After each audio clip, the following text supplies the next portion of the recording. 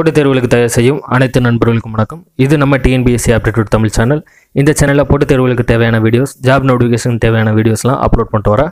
மறக்காமல் இந்த சேனலை சப்ஸ்கிரைப் பண்ணுங்கள். கூடவே பக்கத்தில் இருக்கிற அந்த பெல் பட்டனையும் ஆக்டிவேட் பண்ணுவீங்க. நம்மளோட அப்டேட்ஸ் தொடர்ந்து உங்களுக்கு கிடைக்கும். நன்றி. தயார் செய்யும் அனைத்து நண்பர்களுக்கும் வணக்கம். தினசரி நடப்பு நிகழ்வுகள் டிசம்பர் 10லேருந்து 14ஆம் தேதி வரைக்குமான நடப்புகளை பார்க்கலாம். அதுக்கு முன்னாடி போன வீடியோவில் கேட்ட அந்த 5 கொஸ்டினுக்கான ஆன்சரை பார்த்துட்டு அப்புறம் நடப்புகளை பார்க்கலாம். Yesterday 5. First question. Ayushman Bharat என்ற பிரதான் மந்திரி ஜன் ஆரோக்கிய யோஜனா திட்டத்தை செயல்படுத்தியதில் முதலிடம் பெற்ற மாநிலம். ஆயுஷ்மான் பாரத் என்ற பிரதான் மந்திரி ஜன் ஆரோக்கிய யோஜனா திட்டத்தை செயல்படுத்தியதில் முதலிடம் பெற்ற மாநிலம். ஆன்சர் குஜராத். Second question. தேசிய பால் தினம். தேசிய பால் தினம். Answer November 26. தேசிய பால் தினம் நவம்பர் 26. Third question. வெண்மை புரட்சியின் தந்தை. வெண்மை புரட்சியின் தந்தை. Answer doctor Verghese Kurien. Doctor Verghese Kurien. Number 4. Operation Flood என்பது எதனுடன் தொடர்புடையது? ஆப்ரேஷன் ஃப்ளட் என்பது எதனுடன் தொடர்புடையது? ஆன்சர் வெண்மை புரட்சி. பால் உற்பத்தியோட தொடர்புடையது. ஆன்சர் வெண்மை புரட்சி. 5th question. வருமான வரி சட்டம் இயற்றப்பட்ட ஆண்டு. Income tax act. வருமான வரி சட்டம் இயற்றப்பட்ட ஆண்டு. ஆன்சர் 1961. 1961. 1961. சரி, வாங்க இன்றைக்கான நடப்புகளை பார்க்கலாம். உலக அழகி போட்டி 2018. வனிசா போன்ஸ் டி லியோனுக்கு மகுடம். பேரை நோட் பண்ணிக்கோங்க. உலக அழகி போட்டி 2018. வனிசா பொன்ஸ் டி லியோனுக்கு மகுடம். இவர் மெக்சிகோவை சேர்ந்தவர். மெக்சிகோ நாட்டை சேர்ந்தவங்க. 68வது உலக அழகி. அதையும் நோட் பண்ணுங்க. எத்தனாவது உலக அழகி போட்டினா 68வது உலக அழகி போட்டி. இவர் 68வது உலக அழகியாக தேர்ந்தெடுக்கப்பட்டுள்ளார். இந்தியா சார்பில் யார் பங்கேற்றார் அப்படின்னா தமிழகத்தின் அணுகீர்த்தி. இந்தியா சார்பில் தமிழகத்தின் அணுகீர்த்தி பங்கேற்றார்.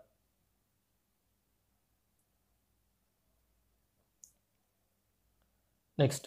லோக் அதாலத் எனப்படும் மக்கள் நீதிமன்றம் மூலம் 86,000 வழக்குகளுக்கு தீர்வு. சரி, இதுவரைக்கும் லோக் அதாலத் எனப்படும் மக்கள் நீதிமன்றம் மூலம் 86,000 வழக்குகளுக்கு தீர்வு கண்டுபிடிச்சிருக்காங்க. அதில் ஒரு குறிப்பிடத்தக்க நம்ம கவனிக்கக்கூடிய ஒரு விஷயம் என்னென்னா, மாநில அளவில் 2 மாதத்துக்கு ஒரு தடவை இந்த லோக் அதாலத் நீதிமன்றம், அதாவது மக்கள் நீதிமன்றம் மாநில அளவில் 2 மாதத்துக்கு ஒரு முறையும், தேசிய அளவில் ஆண்டுக்கு ஒரு முறையும் நடத்தப்படும். இந்த லோக் அதாலத் எனப்படுகிற மக்கள் நீதிமன்றம் மாநில அளவில் 2 மாதத்துக்கு ஒரு முறையும், தேசிய அளவில் ஆண்டுக்கு ஒரு முறையும் நடத்தப்படும். ஸோ இதை நல்லா நோட் பண்ணிக்கோங்க. தமிழகத்தில் வரும் ஜனவரி 1 முதல் ஒரு முறை பயன்படுத்தும் பிளாஸ்டிக்கு தடை. தமிழகத்தில் வரும் ஜனவரி 1 முதல் ஒரு முறை பயன்படுத்தும் பிளாஸ்டிக்கு தடை. டேட்டை நோட் பண்ணிக்கோங்க. ஜனவரி 1. ஸோ ஒரு முறை யூஸ் அண்ட் த்ரோ பிளாஸ்டிக் இருக்கு இல்லையா, அது எல்லாத்துக்குமே தடை வச்சுருக்காங்க தமிழகத்தில் வரும் ஜனவரி 1 முதல். ஸோ டேட்டை நோட் பண்ணிக்கோங்க. ரொம்ப ரொம்ப முக்கியமானது. டிசம்பர் 11, 2018 பாரதியாரின் 136வது பிறந்தநாள். சில நாளிதழ்களில் 137வது பிறந்தநாள் அப்படின்னு சொல்லி கொடுத்துருக்காங்க. நீங்கள் பாரதியோட பிறந்த வருடம் 1882. ஸோ 2018லேருந்து நீங்கள் 1882 கழிச்சா 136 தான் வரும். இருந்தாலும் ஒரு முறைக்கு இருமுறை நியூஸ் எழுதிக்கோங்க. பாரதியாரின் 136வது பிறந்தநாள் டிசம்பர் 11, 2018. வெளிநாட்டிலிருந்து பணம் அனுப்புவோர் பட்டியல். இந்தியா முதலிடம். அதாவது அந்நிய செலாவணியை மற்ற நாடுகளை விட இந்தியா தான் அதிகமாக பெறுது. அதில் இந்தியா முதலிடம் இருக்குது. இது யார் சொல்லியிருக்கா அப்படின்னா உலக வங்கி. ஸோ யார் இந்த இதை தெரிவிச்சிருக்கா அப்படின்னு சொல்லி கேட்கலாம். இந்த அறிக்கையை உலக வங்கியா, ஆசிய வளர்ச்சி வங்கியா, இல்லை பன்னாட்டு நிதி அமைப்பா, ஏதாவது ஒன்று கேட்பாங்க. ஸோ நோட் பண்ணுங்கள். உலக வங்கி இந்த தகவலை தெரிவிச்சிருக்கு. வெளிநாட்டிலேருந்து பணம் அனுப்புவோர் பட்டியலில் இந்தியா முதலிடம். சீனா செகண்ட் பிளேஸ். செகண்ட் பிளேஸில் சீனா இருக்குது. பாதுகாப்பான காராக டாடா நிறுவனத்தின் நெக்ஸான் கார் தேர்வு. ஸோ ரொம்ப முக்கியமாக அப்படின்னு கேட்டால் தெரியல. ஆனால் 5 ஸ்டார் ரேட்டிங் கிடச்சிருக்கிற ஃபஸ்ட்டு இந்தியன் கார் கம்பெனி, அதாவது ஃபஸ்ட்டு இந்தியன் கார் இது தான். இதுக்கு முன்னாடி வேறு ஒரு எந்த இந்திய கம்பெனி பாதுகாப்பில் 5 ஸ்டார் ரேட்டிங் கிடச்சதில்ல. ஸோ அந்த விஷயத்தில் இது ரொம்ப முக்கியமானதான். டாடா நிறுவனத்தோட நெக்ஸான் கார். திராட்சை வளர்ப்பில் தமிழக அளவில் தேனி மாவட்டம் முதலிடம். திராட்சை வளர்ப்பில் தமிழக அளவில் தேனி மாவட்டம் முதலிடம். ஸோ தமிழ்நாடு அளவில் திராட்சை உற்பத்தியில் யார் ஃபர்ஸ்ட் இருக்கா அப்படின்னா தேனி மாவட்டம்.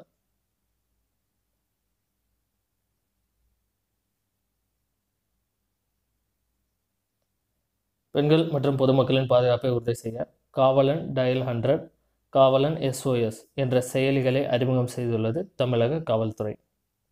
ரெண்டு ஆப் வந்து தமிழ்நாடு போலீஸ்லேருந்து ரிலீஸ் பண்ணியிருக்காங்க. அது என்னென்னு பார்த்தீங்கன்னா, ஒன்று காவலன் டயல் 100, இன்னொன்று காவலன் SOS.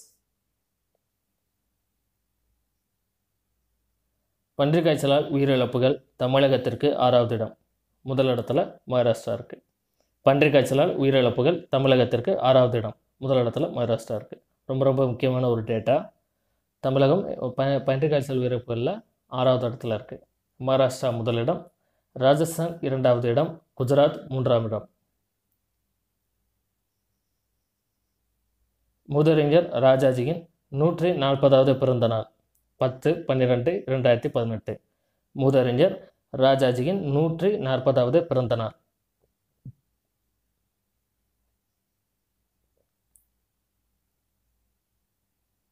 மனித உரிமைகள் தினம் டிசம்பர் 10.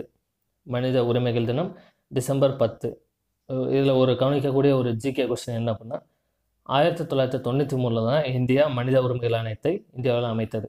ஸோ நோட் பண்ணிக்கோங்க, இந்தியாவில் 1993 தான் மனித உரிமைகள் ஆணையம் அமைக்கப்பட்டது. இது ஒரு முக்கியமான ஒரு ஜிகே கொஸ்டின்.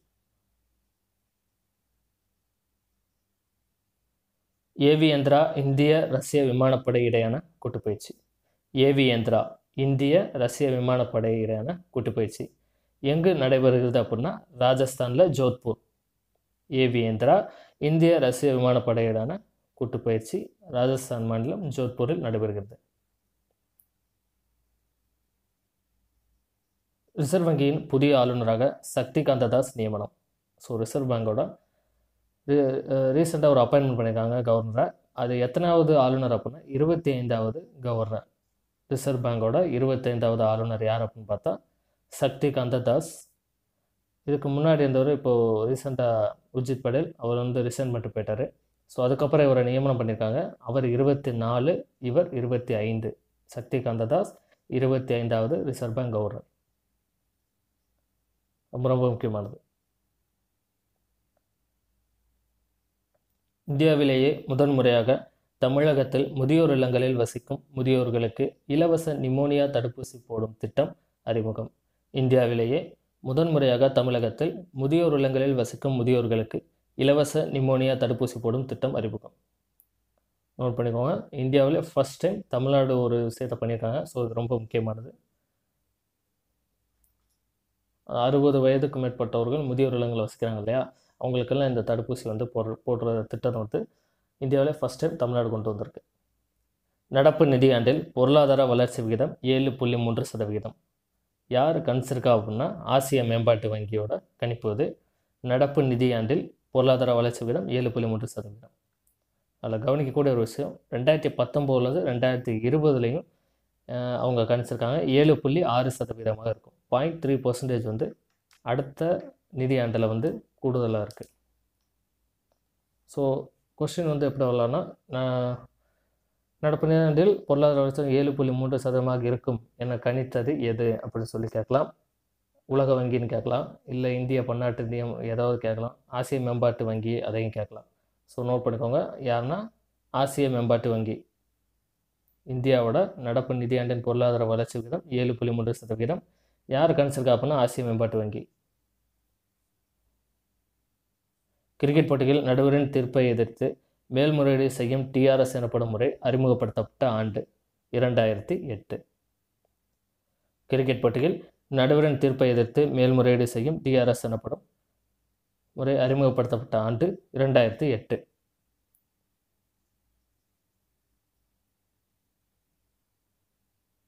சர்வதேச டேபிள் டென்னிஸ் சம்மேளனத்தின் திருப்புமுனை வீராங்கனை விருதை வென்ற முதல் இந்திய வீராங்கனை என்ற பெருமையை பெற்றார் மணிகா பத்ரா. சர்வதேச டேபிள் டென்னிஸ் சம்மேளனத்தின் திருப்புமுனை வீராங்கனை விருதை வென்ற முதல் இந்திய வீராங்கனை என்ற பெருமையை பெற்றார் மணிகா பத்ரா. ஸோ மணிகா பத்ரா எந்த விளையாட்டுடன் தொடர்புடையவர்? Table tennis. அதையும் நோட் பண்ணிக்கோங்க. ஐநாவின் உணவு மற்றும் மேலாண்மை அமைப்பு 2023ஆம் ஆண்டு சர்வதேச சிறுதானிய ஆண்டாக அறிவிக்க முடியும். ஸோ லாஸ்ட் இயர் கரண்ட் அஃபேர்ஸ்லையும் இந்த வருஷம் ஸ்டார்டிங்லேயும் நான் ஏற்கனவே இதே மாதிரி ஒரு நியூஸை சொல்லியிருப்பேன். அதாவது 2023ஆம் ஆண்டு சர்வதேச சிறுதானிய ஆண்டாக அறிவிக்கணும் அப்படின்னு சொல்லி இந்தியா சார்பில் கோரிக்கை வைக்கப்பட்டிருந்தது. அதுக்கு ஐநா இசைவு தெரிவிச்சிருக்கு. ஸோ அதை நோட் பண்ணிக்கோங்க. ஐநாவின் உணவு மற்றும் மேலாண்மை அமைப்பு 2023ஆம் ஆண்டு சர்வதேச சிறுதானிய ஆண்டாக அறிவிக்க முடியும். ஸோ இது இந்தியாவோட கோரிக்கை.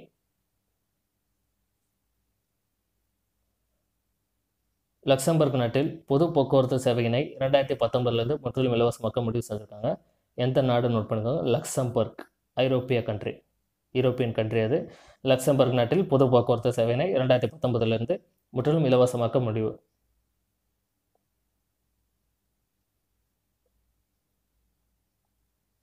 சர்வதேச தன்னார்வலர் தினம் டிசம்பர் 5. வேர்ல்டு வாலண்டியர்ஸ் டே டிசம்பர் 5. அதோட தீம், அதாவது இந்த வருஷத்துக்கான கருப்பொருள், வாலண்டியர்ஸ் பில்ட் ரெசிலியன்ட் கம்யூனிட்டிஸ். அது இந்த வருஷத்துக்கான தீம் என்னென்னா வாலண்டியர்ஸ் பில்ட் ரெசிலியன்ட் கம்யூனிட்டிஸ். சர்வதேச தன்னார்வலர் தினம் டிசம்பர் 5. தேசிய முக்கியத்துவத்திற்கான ஸ்காட்ச் விருது புதிய மற்றும் புதுப்பிக்கத்தக்க எரிசக்தி அமைச்சகத்திற்கு வழங்கப்பட்டுள்ளது. ரொம்ப ரொம்ப முக்கியமானது. தேசிய முக்கியத்துவத்திற்கான ஸ்காட்ச் விருது புதிய மற்றும் புதுப்பிக்கத்தக்க எரிசக்தி அமைச்சகத்திற்கு வழங்கப்பட்டுள்ளது. ஸோ எந்த அமைச்சகத்துக்கு வழங்கப்பட்டது சொல்லி கேட்கலாம். நல்லா பார்த்துக்கோங்க. புதிய மற்றும் புதுப்பிக்கத்தக்க எரிசக்தி அமைச்சகம். 2018 ஸ்டார்ட் அப் இந்தியா முயற்சி மூலதன உச்சி மாநாடு எங்கே நடைபெற்றது அப்படின்னா கோவாவில் நடைபெற்றது. 2018 ஸ்டார்ட் அப் இந்தியாவோட முயற்சி மூலதன உச்சி மாநாடு கோவாவில் நடைபெற்றது. சர்வதேச ஊழல் எதிர்ப்பு தினம் டிசம்பர் 9. சர்வதேச ஊழல் எதிர்ப்பு தினம் டிசம்பர் 9.